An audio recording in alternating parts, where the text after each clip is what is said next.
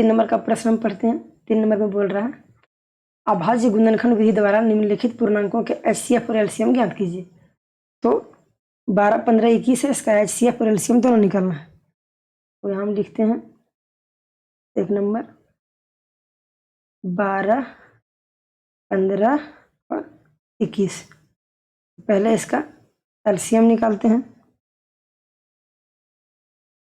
तो 12 को अगर लगाएंगे तो 2 छक्का 12, 2 तिया 6, तो हो गया 2 गुना 2 गुना 3। एकदम सिंपल आपको हम समझा रहे हैं ताकि आपको कोई प्रॉब्लम ना हो। इसके बाद है 15। तो 15 है तो डेफिनेट है कि 15, 3 गुना 5 हो जाएगा, 3 गुना 5। और 21 है तो 3 गुना 7 हो जाएगा, 3 से 21, दूसरा तो होगा नहीं। ठीक है, तो इन दोनों में कॉमन क्या है? तो 3 हमारा कॉमन है, यहाँ भी 3 है, यहाँ भी 3 है और यहाँ भी 3 है। तो हमारा HCF क्या हो जाएगा? तो HCF हो जाएगा हमारा 3। ठीक है, क्योंकि सब में जो है कॉमन है 3 हमारा हो गया HCF। और LCM हमारा क्या हो जाएगा? LCM हो जाएगा 2 का स्क्वायर गुना 3 गुना 5 गुना 7। तो हो गया 2 का स्क्वायर 4, 4 दिया 12, 12 पंच 60 और 60 सते 7 छक हो गया 42, 420 आ गया इसका HCF और LCM। इस प्रकार से हमारा 1 नंबर बन चुका है। अब हम देखते हैं 2 नंबर। 2 नंबर में क्या है? 17, 23 और 29 है। ठीक है, यहाँ लिखते हैं 17, 23 और 29। अब क्या करेंगे? इसका LCM निकालेंगे। तो 17 है तो 1 गुना 17 होगा, किसी से कटेगा नहीं। 23 है तो 1 गुना 23 होगा, किसी से कटेगा नहीं। 1 गुना 29 हो जाएगा, कटेगा नहीं। तो हमारा HCF इसमें क्या हो जाएगा?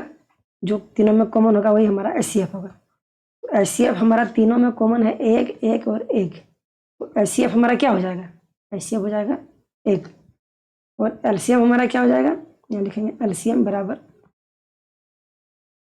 LCM हो जाएगा 17 गुना 23 और गुना 29। इसको गुना करेंगे तो पहले 17 को 23 से गुना करेंगे, उसके बाद हम 29 से गुना करेंगे। ठीक है, तो 17 गुना 23 हो जाएगा हमारा 391। और 391 को अगर गुना करेंगे 29 से तो आएगा 11, 399। ठीक है, तो ये हमारा HCF और LCM दोनों का मान निकल चुका है। तो ये हो गया इसका आंसर। 2 नंबर हमारा बन चुका है। आगे बढ़ते हैं प्रश्न संख्या 3 नंबर का। इसमें है 8, 9 और 25। यहाँ लिखते हैं 8, यहाँ लिखते हैं 9 और यहाँ लिखते हैं 25।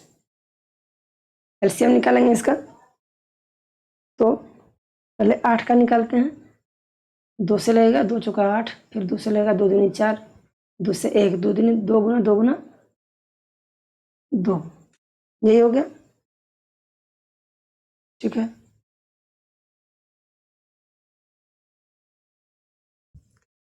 उसके बाद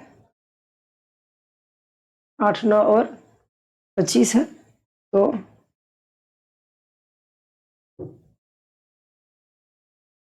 3 नंबर बना रहे हैं ना। ठीक है, तो 2 चौका 8 यहाँ हो जाएगा। ऐसे हमको लेना पड़ेगा 1 गुना 2 गुना 2 गुना 2। 9 का हो जाएगा 3 तिया 9, तो 1 गुना 3 गुना 3।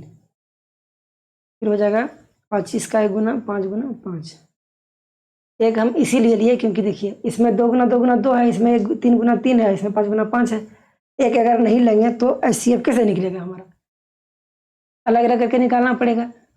इसीलिए यहाँ लिखेंगे HCF बराबर 1 और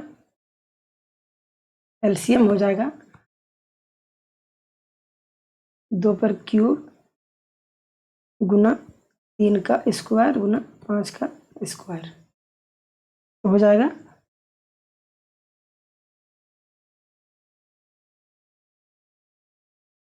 2 का क्यूब, 2 दूनी 4 दूनी 8, 8 9 72, 72 गुना 25 कितना होगा? 72 गुना 25 करेंगे तो आएगा 1800। तो एलसीएम हो गया हमारा 1800। एचसीएफ हो जाएगा 1 और एलसीएम हो जाएगा हमारा 1800। आप अपना चेक करके बना लीजिएगा। ये हो गया इसका आंसर।